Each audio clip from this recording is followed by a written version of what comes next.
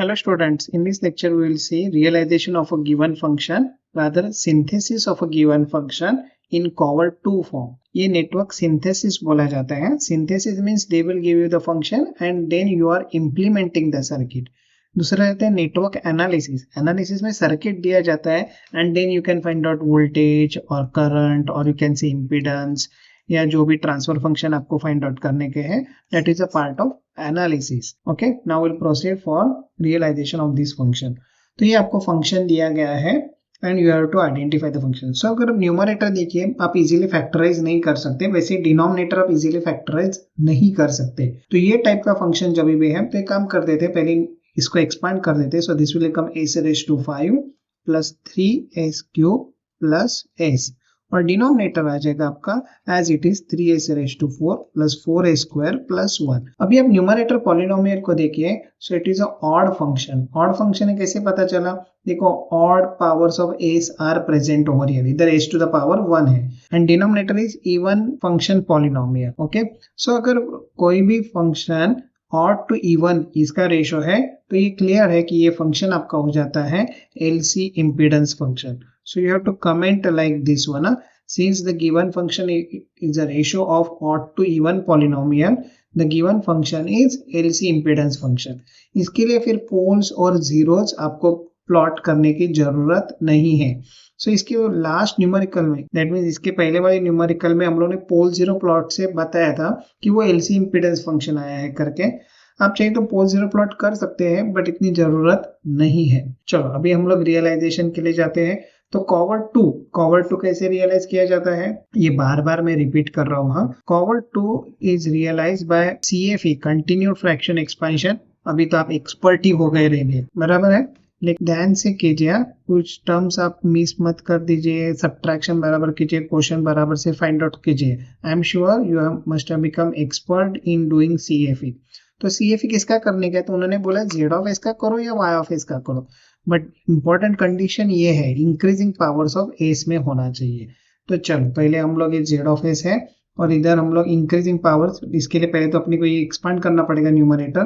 तो ये आ जाएगा a⁻5 plus 3s³ plus s और डिनोमिनेटर तो एज इट इज रहेगा, but increasing powers of S में आपको टर्म अरेंज करने का है. That means you have to arrange the term like this one, s plus 3s³ plus s⁵ for cover 2 realization. और denominator हो जाएगा 1 plus 4a² plus 3s⁴. तो अभी हम लोग स्टार्ट कर रहे हैं CFE of z(s). So this will become your divisor 1 plus 4a² plus 3s⁴. And numerator will become your dividend. So s plus 3s³ plus s⁵. So first question क्या रहेगा? So you have to divide s by 1. So here you will have quotient as s. So here you will have s plus 4s³. ये इसको basically multiply करते हैं plus 3s⁵. बराबर है, s से multiply कर दिया. And now you do the subtraction. So what you will have? Here you will get negative terms and here you will get minus 2s⁵. सो ये निगेटिव टर्म्स आ गए हैं. दैट मीन्स CFE आपका क्या हो गया है? फेल हो गया है. CFE फेल हो गया है. इसका मीनिंग क्या है कि अभी आपको CFE ऑफ y(s) करना पड़ेगा. ओके, CFE ऑफ z(s) अगर फेल हो जाता है तो आपको दो चीजें करने की है. पहला, एक बार देख लीजिए आपने मल्टीप्लीकेशन बराबर से किया है कि नहीं. एंड सेकेंड थिंग, उसके बाद भी पता चला कि अरे हाँ निगेटिव है तो CFE ऑफ y(s) करने का रहता है. Okay, so will proceed for CFE of y(s). Okay, तो ये z(s) दिया गया था तो y(s) आपको फाइंड आउट करने का है. So it is a reciprocal of z(s). So your denominator of z(s) will become numerator and numerator of z(s) will become denominator. और फिर ये मैंने मल्टीप्लाई करके रखा है. लेकिन ध्यान में रखें आप किसके लिए जा रहे हैं? कॉवर 2 में रियलाइज कर रहे हैं. तो कॉवर 2 में आपको अभी y(s) का जो CFE करने का है उसके लिए ये पॉलिनोमियल के टर्म्स कैसे अरेंज करने पड़ेंगे? In increasing powers of s. तो ये 1 पहले आ जाएगा, then you will have 4a² and then you will have 3s⁴. और इधर आ जाएगा s plus 3s³ plus s⁵. ये फिर से मैंने मल्टीप्लाई करके बताया है. सिंपल आप यहाँ क्या कर सकते थे, ये जो आपका डिविडेंड था this will become your divisor और जो डिवाइजर था वो आपका डिविडेंड बन जाएगा और आपको CFE करने का है. तो चलो अभी हम लोग CFE के लिए स्टार्ट कर देते हैं। So s plus 3s cube plus s raise to 5, जैसे कि मैंने बोला था ये रहेगा आपका डिवाइजर, और डिविडेंट हो गया 1 plus 4a square plus 3s raise to 4। और आपको मालूम है कि z ऑफ s का CFE फेल हो गया है, तो अभी ये करेक्ट कैलकुलेशन करोगे तो ये सब टर्म्स जो इधर आने वाले हैं वो सब पॉजिटिव ही आने वाले हैं, और CFE of y of s has to be successful. Okay, तो इधर मैं इधर लिख देता हूँ CFE of y of s। First term क्या रहेगा, सो 1 डिवाइड बाय s, तो इधर आ जाएगा 1 by s। Now you multiply, so you will have 1 plus इधर मल्टीप्लाई करेंगे तो ये जाएगा 3a स्क्वायर। इसको लेके आपको हर एक टर्म को मल्टीप्लाई करने का रहता है यहाँ, और here you will get s raised to 4. Now you do the subtraction. So here you will get a square plus 2s raised to 4. Correct? अभी ये जो आपका divisor था that will become your dividend. So here you will have s plus 3s cube plus s raised to 5. And now the quotient will be s divided by s square. ये s divided by s square. So again the quotient is 1 by s. So here you will have s plus 2s cube. Do the subtraction. So here you will have s cube plus s raised to 5. Now this will become your next dividend. So you will have a square plus 2s raised to 4, and the next quotient will be a square divided by s cube. So again it will be 1 by s, no problem. So here you will have a square plus s raised to 4. Do the subtraction. So here you will have s raised to 4, and now this divisor will become dividend. So here you will have s cube plus s raised to 5.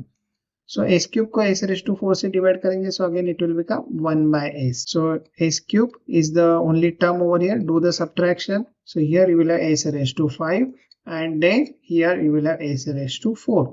अभी s raised to 4 को s raised to 5 से divide करेंगे. So this is supposed to be the last quotient. It is not supposed to be. It is the last quotient, and here you will have s raised to 4.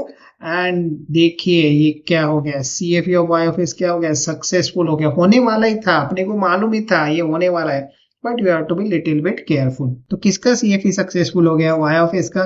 चलो इसको नाम दे दो, ये रहेगा y, इसको छोड़ दो, या इसको आप नाम दे दो z, फिर इधर आ जाएगा y, फिर इधर आ जाएगा z, और इधर आ जाएगा y। सो y करके आपको ये टर्म्स मिल गए। अभी कंपोनेंट वैल्यूज फाइंड आउट करने के, और कंपोनेंट वैल्यूज फाइंड आउट करने के लिए क्या अपने को टेबल रिफर करना पड़ता है। सो y है और s डिनोमिनेटर में है, वैसे भी टेबल रिफर करने की जरूरत नहीं, आप एक्सपर्ट हो गए हैं।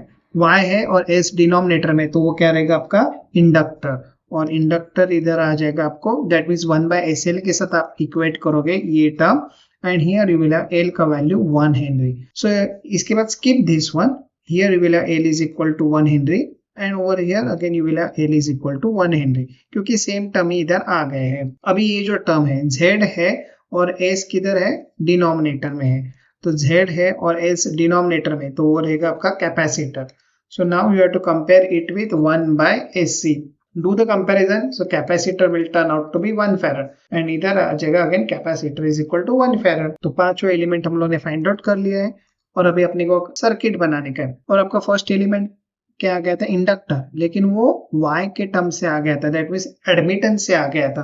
सो एडमिटेंस का जो भी टर्म है that means component has to be connected vertically. So inductor आ गया है आपका 1 हेनरी का। नेक्स्ट क्या है, कैपेसिटर, जिसका वैल्यू है 1 फैराड, और वो Z से आ गया है, so it will be in the horizontal arm. The next one will be again inductor over here, and inductor will be over here, and here you will have 1 henry. Then you will have again capacitor. इधर तक पहुंच गए हम लोग, 4 element हम लोग ने बनाए हैं, और लास्ट वाला रहेगा आपका इंडक्टर।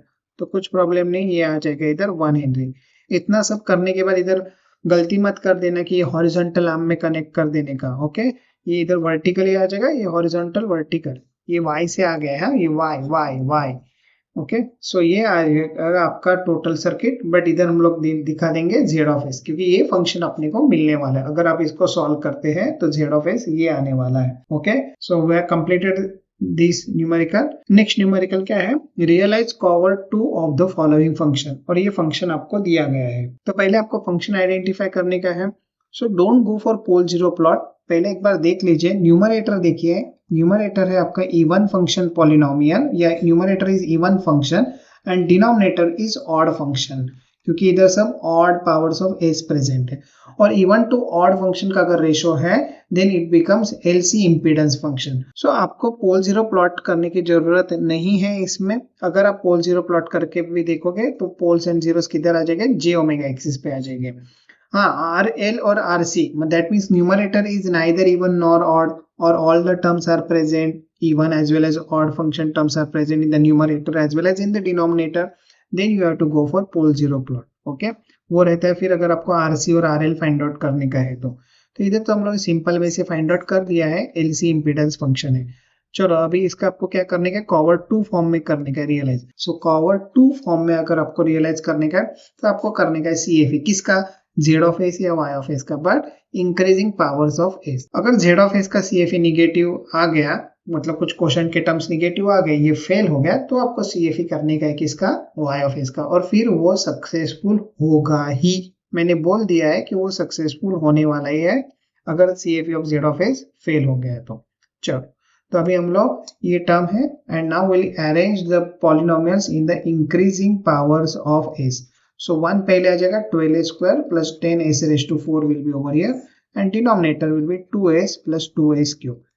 तो हम लोग पहले CFE कर रहे हैं किसका, z of s का। So your denominator will become divisor 2s plus 2s cube and here numerator will become dividend. चलो तो पहला क्वेश्चन क्या रहेगा इसमें, सो 1 divide by 2s। So first question कैसे कैलकुलेट करोगे, तो ये फर्स्ट टर्म ले लो और इधर का फर्स्ट टर्म ले लो। So 1 divide by 2s, so 1 by 2s। अब इसको मल्टीप्लाई करो तो ये हो जाएगा 1 और इसको मल्टीप्लाई करेंगे तो ये हो जाएगा a स्क्वायर, बराबर, 2 कैंसिल हो जाएगा। Do the subtraction, so here you will have 11a square plus 10s raised to 4। ये इधर लेने का मत भूल जाना, हाँ, तो स्टूडेंट इधर ही ये टर्म इधर ही रहने देते हैं, तो ऐसा मत कीजिए।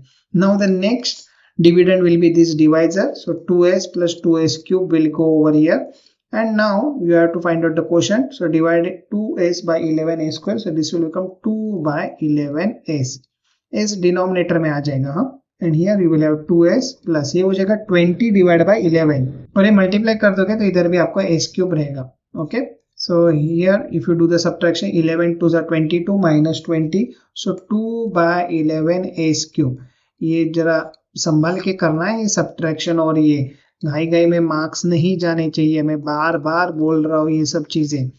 And now 11 square divide by 2 by 11 आप करोगे, सो ये हो जाएगा basically 121 by 2 and s again will be in the denominator क्योंकि इधर आपका हायर पावर है। Okay, so here you will have 11a square and only one term will be there, do the subtraction, so here you will have 10s raised to 4 and here you will have 2 by 11 s cube, and this is going to be your last quotient. So 2 by 11 divided by 10 s raised to 4 s cube numerator में रहेगा, so this one will be 2 और ये हो जाएगा 110 बराबर है, और s रहेगा किधर, डिनोमिनेटर में। So here you will have 2 by 11 s cube, do the subtraction and it turns out to be 0. So अपना रिमाइंडर तो 0 आ गया है, तो CFE of z of s क्या हो गया, सक्सेसफुल हो गया। Very good, congratulation. अभी आपको क्या करने का है, असाइन करने के हैं एलिमेंट्स, कौन से, तो ये देखिए CFE z of s का सक्सेसफुल हो गया, तो फर्स्ट एलिमेंट रहेगा आपका z of s, skip this one or you can either write down y of s over here, then next one is z of s and then the last one is y of s. So z y करके terms आ जाएंगे। अभी actual component values find out करने के हैं। सो ये component value z of s और s किधर है, डिनोमिनेटर में, z of s और s denominator में, that means it is 1 by sc. So you have to compare it with 1 by sc. तो ये पॉइंट टू पॉइंट अगर कंपैरिजन करते हैं तो कैपेसिटर का वैल्यू आपको क्या मिल जाएगा, 2 farad. skip this one time being, so here you have to compare with 1 by sc, तो c का वैल्यू आपको मिल जाएगा, ये इसका रेसिप्रोकल लेना पड़ेगा, हाँ, सो ये हो जाएगा 2 by 121 फैराड। तो हम लोगों ने दोनों कैपेसिटर के वैल्यू फाइंड आउट कर दिए हैं, और अभी अपने को इंडक्टर के वैल्यूज फाइंड आउट करने के। ये कैसे पता चला इंडक्टर आ जाएगा करके, क्योंकि फंक्शन तो एलसी इंपीडेंस फंक्शन है, एक कैपेसिटर हो गया तो दूसरा इंडक्टर आने वाला है, या फिर y और s डिनोमिनेटर में, y और s डिनोमिनेटर में किधर है, हाँ इधर, ये देखो 1 by sl। So 1 by sl के साथ आपको कंपेयर करने का है, and l will become 11 by 2 Henry. Here L will become 110 by 2 और वो मालूम होना चाहिए 110 by 2 that is nothing but 55 Henry. तो ये कंपोनेंट वैल्यूज फाइंड आउट किए। अभी अपने को सर्किट बनाने का है, और सर्किट में पहले क्या आ जाएगा, Z है और कैपेसिटर। Z मतलब हॉरिजॉन्टल आर्म, Z मतलब horizontal arm, and here you will have a capacitor 2 farad का over here. Then you will have inductor of 11 by 2 Henry, or you can write down 5.5 Henry, but keep this in fraction form 11 by 2 Henry. Next आ जाएगा आपका capacitor, and capacitor का value कितना है इधर 2 by 121 farad. And last one is inductor जिसका value है 55 Henry. सो हम लोग ने ये पूरा सर्किट बना दिया है, अभी तक कंप्लीट नहीं हुआ, ये देखो ये अभी कंप्लीट हो गया।